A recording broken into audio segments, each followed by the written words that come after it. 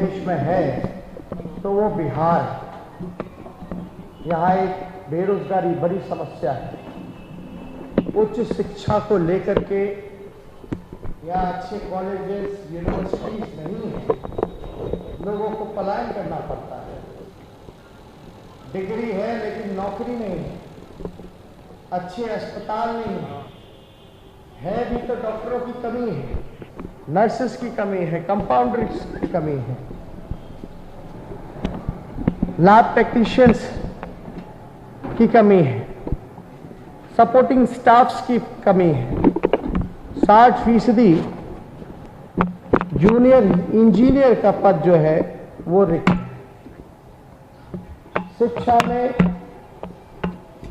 जो व्यवस्था है, शिक्षकों की कमी है, शिक्षकों को समय से सैलरी नहीं मिल पाता, जो क्वालिटी ऑफ एजुकेशन जो मिलना चाहिए था, शिक्षा में जो गुणवत्ता होनी चाहिए थी, वो बिहार के लोगों को नहीं मिल पा रहा। लगभग हमने कई एक मंच से, हमने प्लेटफॉर्म से ये कहा कि 4.5 लाख नौकरियां जो हैं उसका बैकलॉग बिहार सरकार चल रहा है, यानी रिक्त पड़ी हुई है। शिक्षा डिपार्टमेंट में, स्वास्थ्य डिपार्टमेंट में, जूनियर इंजीनियर्स का मैंने बताया 60% कमी है। पुलिस महकमे में हम अगर उदाहरण दें तो मणिपुर जैसा छोटा राज्य जो है, लगभग 1 लाख की आबादी पर वहाँ 1000 पुलिसकर्मी हैं, जहाँ बिहार में अगर देखा जाए तो 1 लाख की आबादी पर केवल 77 पुलिसकर्मी हैं। तो ये पदें खाली हैं, लोगों पर काफ़ी बोझ है। जो शिक्षक हैं, इंजीनियर्स हैं या जो सरकारी कर्मचारी हैं, और जब तक हम इन पदों को भरेंगे नहीं तब तक हम शिक्षा व्यवस्था को सुधार नहीं सकते। यूनिवर्सिटीज में प्रोफेसर्स की कमी है, समय पे एग्जामिनेशन नहीं हो पाता। बीए की अगर पढ़ाई कंप्लीट करनी हो, ग्रेजुएशन करना हो तो 3 साल से भी ज़्यादा का समय लग जाता है, 5 साल, 6 साल, 7 साल लग जाता है। तो हमें शिक्षा को अगर सुधारना है तो खाली पदों को भरना पड़ेगा। अगर लॉ एंड ऑर्डर की बात करें, अगर लॉ एंड ऑर्डर को सुधारना है तो खाली पड़े रिक्त पदे, सिपाही की बहाली हो, दरोगा की बहाली हो, इन सब चीज़ों को भरना पड़ेगा। वैसे तकरीबन 4.5 लाख नौकरियां रिक्त हैं, और जो 5.5 लाख नौकरी हम बात कर रहे हैं, नीति आयोग में बिहार सबसे फिसड्डी राज्य है, ये आप लोगों को हम बताना चाहेंगे। और नीति आयोग में फिसड्डी होने के कारण चाहे शिक्षा हो, चिकित्सा हो, हर डिपार्टमेंट, हर एक मोर्चे पर विफल बिहार रहा है।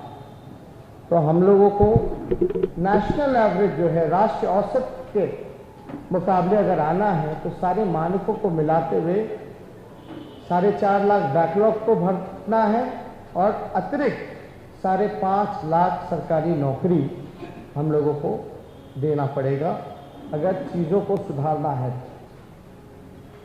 हमने ये भी पहले भी कहा कि 10 लाख रोजगार जो है एक समय सीमा के अंतर्गत हम लोगों ने बताया कि भाई अगर मेरा कलम चलेगा, मुख्यमंत्री रहते, जो पहला मंत्रिमंडल की बैठक होगी, कैबिनेट की बैठक होगी, उसमें देश के इतिहास में पहली बार एक साथ 10 लाख नौजवानों को सरकारी नौकरी दिया जाएगा।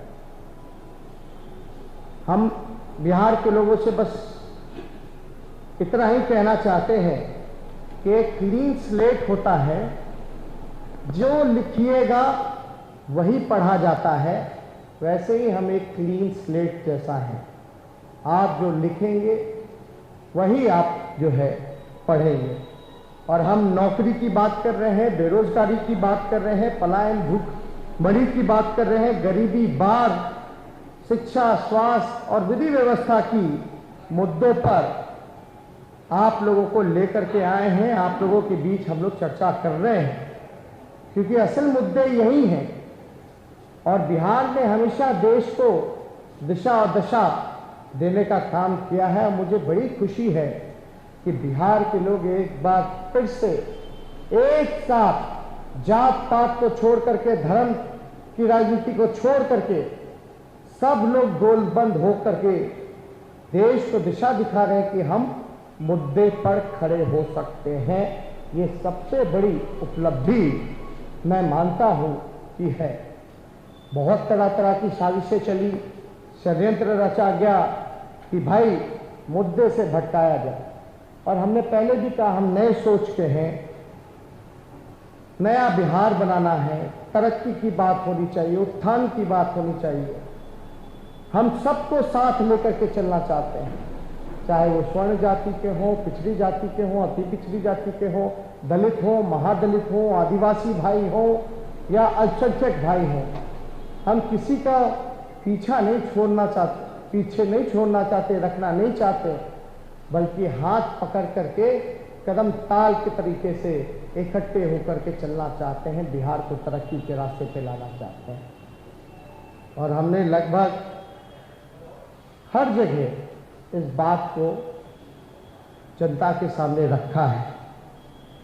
लेकिन अगर आप देखें, सत्ताधारी जो दल है उनके पास बहस करने को कुछ नहीं है, उनके पास अपने काम का हिसाब नहीं है। 15 साल तक एनडीए की सरकार रही, 15 साल से बिहार के केवल मुख्यमंत्री नीतीश कुमार जी रहे, लेकिन उनको हिसाब देने के लिए, अपने काम को गिनवाने के लिए कोई चीज बचा हुआ नहीं। आजकल हम देखते रहे हैं उनको कि शारीरिक रूप से और मानसिक रूप से थक चुके हैं। ये साबित होता है कि बिहार उनसे संभल नहीं रहा। उनकी जो भी बयानबाजी आ रही है, हम तो बड़ों की इज्जत करना जानते हैं, सम्मान करते हैं। हमने कभी भी निजी हमला उन पर नहीं बोला है और ना बोलेंगे। लेकिन हाँ, एक नेता विरोधी दल के होने के नाते जो जनता ने हमें जिम्मेदारी दी, नीतीश कुमार जी की जो जिम्मेदारी है मुख्यमंत्री रहते हुए, मेरा फर्ज बनता है कि उन सारे जनता के सवालों को हम बिहार के मुख्यमंत्री से पूछें और हिसाब लें। और मुख्यमंत्री का फर्ज बनता है हिसाब देना। लेकिन आजकल देखते हैं तरह तरह की बातें, जो भाषा मर्यादा, एक जो राजनीतिक स्तर होना चाहिए मुख्यमंत्री जी का, लगातार उसमें गिरावट आ रही है। फिर भी वो कितना भी गाली हम लोगों को दे दे, कुछ भी कह लें, वो हमारे बुजुर्ग हैं, अभिभावक हैं। उनका हर एक वचन, हर एक वार मेरे लिए आशीर्वाद के रूप में रहेगा। उनको हम ये संदेश देना चाहेंगे। साथ ही साथ आप देखिएगा, हमें वर्तमान और भविष्य की चिंता है, लेकिन कुछ लोगों को इतिहास के, जिन्होंने कुछ नहीं किया, 15 साल हिसाब देने को कुछ नहीं बचा, उनको इतिहास के बासी पन्ने में ही रहना है। हमें वर्तमान और भविष्य की चिंता है। इसलिए हम लोग लगातार बेरोजगारी के सवाल पर हमने पूछा है, शुगर मिल हो, जूट मिल हो, पेपर मिल हो, क्यों बंद हो गए नीतीश जी के राज में? क्यों नहीं रोजगार मिला? डबल इंजन की सरकार में बिहार को विशेष राज्य का दर्जा क्यों नहीं मिला? विशेष पैकेज क्यों नहीं मिला? पटना यूनिवर्सिटी को भी केंद्र का दर्जा यूनिवर्सिटी का नहीं मिला है। बाढ़ हो, कोरोना हो, कहाँ थे लोग? आज भी कोरोना है, आज भी लोगों की परेशानी है, लेकिन आज सब संसाधन है लोगों के पास। लोग जा रहे हैं, वोट की चिंता कर रहे हैं। ये साफ जाहिर होता है कि कुछ लोगों का सेवा में मन नहीं लग रहा है। उनका आखिरी और पहला जो प्यार है वो कुर्सी है, वो कुर्सी के लिए कुछ भी कर सकते हैं। हम बेरोजगारी के मुद्दे पे काफी गंभीर रूप से, कोई आज और कल में इसकी चर्चा नहीं, बल्कि आप लोगों को याद होगा इसकी शुरुआत हमने बेरोजगारी हटाओ यात्रा में की थी। 2-3 जगह हमारे जिलों में सभा भी हुई थी और कोरोना को देखते हुए इसको स्थगित करना पड़ा। अब ठीक चुनाव आ गया, ऐलान हो गया, चुनाव में हम लोगों को आना पड़ा, लेकिन हम लोगों ने संकल्प जो लिया था, मुझे पूरा विश्वास है कि बिहार के मतदाता जो हैं, जो वोट डालेंगे, तो खास तौर पे जो पहले वोटर्स हैं, जो पहली बार वोट डालेंगे, वो अपने भविष्य को देखते हुए, शिक्षा रोजगार को देखते हुए, वो पूरी तरीके से एकजुट होकर के जात पात धर्म मिटा करके विकास के लिए, सुनहरे भविष्य के लिए वोट जरूर महागठबंधन को देने का काम करेंगे। हम गंभीर इसलिए हमने कई बार चर्चा की, हमने रोजगार का पोर्टल भी चालू किया, वेबसाइट भी चालू किया, मिस्ड कॉल भी दिया गया। लगभग 25 लाख बेरोजगारों ने अपने बायोडाटा को उस पोर्टल में अपलोड किया है। आप समझ सकते हैं कि बिहार में कितनी बेरोजगारी है। जो मजदूर आए थे उनको सुप्रीम कोर्ट ने कहा था नीतीश जी को कि भैया रोजगार दे दीजिए, लेकिन आप रेलवे स्टेशन चले जाएं, बस स्टैंड चले जाएं, काफ़ी बड़ी संख्या में जो लोग हैं वो पलायन कर रहे हैं, फिर से वापस जा रहे हैं क्योंकि रोजगार नहीं है। यही नीतीश कुमार जी ने कहा था कि जो जहां है वहीं रहो। नीतीश जी, ज़रूर बिहार के लोग बिहार में ही रहना चाहते हैं, बिहार का पैसा बिहार में ही खर्च करना चाहते हैं।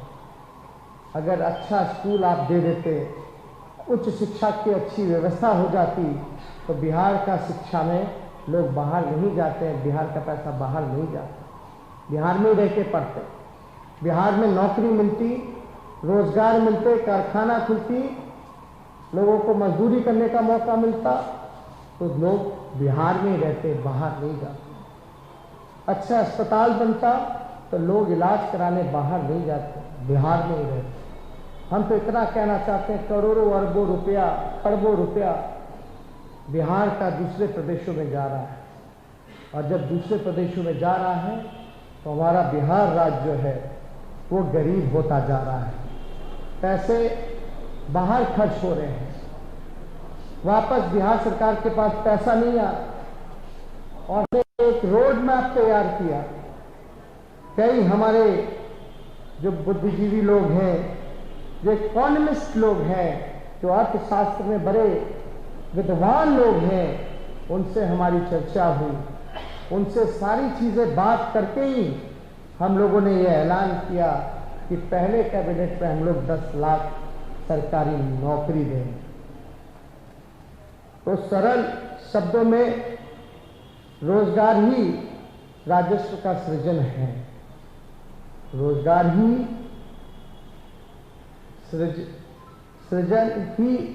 रोजगार सृजन ही राजस्व का सृजन है। सही शब्दों में अगर हम सरल शब्दों में अगर बताएं, हम आपको जानकारी दे दें, बिहार सरकार जो है, जितने नौजवान यहाँ सुन रहे हैं डिजिटल प्लेटफॉर्म से, जितने यहाँ पत्रकार हैं, उनको हम सूचना दे दें कि लगभग कुल जो बजट का जो है एक्सपेंडिचर जो बजट है, उसका कुल व्यय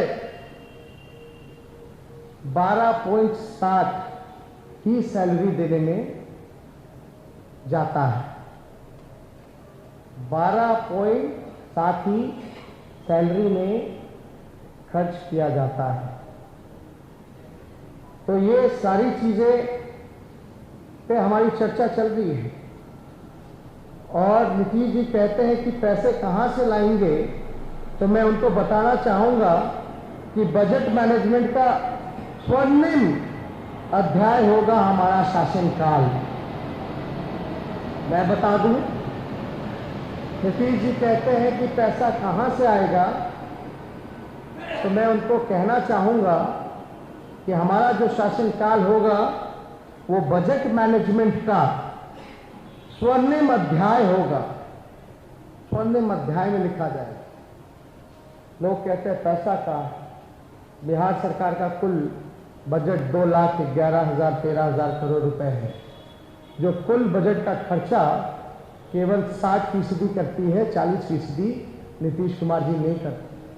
अगर 2,11,013 करोड़ का अगर 40% हटा दें तो लगभग 80,000 करोड़ रुपए बिहार सरकार का खर्च नहीं हो पाता।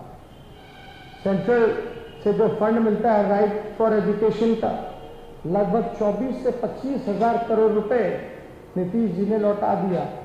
खर्च नहीं कर पाते।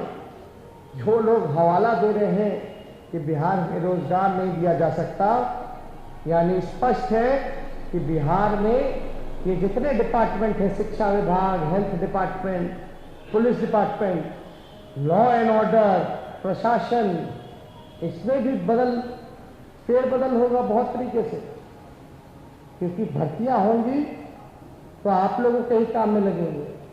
लॉ एंड ऑर्डर सुधरेगा, पुलिसकर्मी अगर ज्यादा होंगे, अस्पताल में डॉक्टर होंगे तो अच्छे से इलाज हो पाएगा, नर्सेज होंगे तो देखभाल हो पाएगा, प्रोफेसर और टीचर होंगे तो अच्छे से पढ़ाई और शिक्षा व्यवस्था सुधरेगी। लेकिन नीतीश जी कहते हो ही नहीं सकता, यानी साफ तौर पे उन्होंने हाथ खड़े कर दिए हैं कि हम कोई रोजगार का सृजन नहीं करेंगे, बैकलॉग को नहीं भरेंगे। पैसा होते हुए भी उन्होंने खर्च नहीं किया। जोड़ तोड़ की राजनीति उन्होंने हमेशा से करने का काम किया।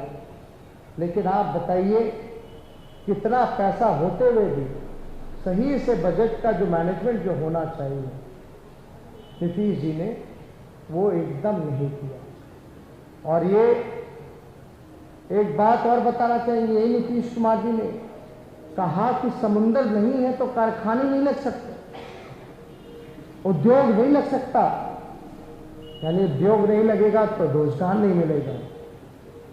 कहते हैं लैंड लॉक स्टेट है, जमीन से घिरा हुआ है, फैलाव करने का कोई उपाय नहीं है।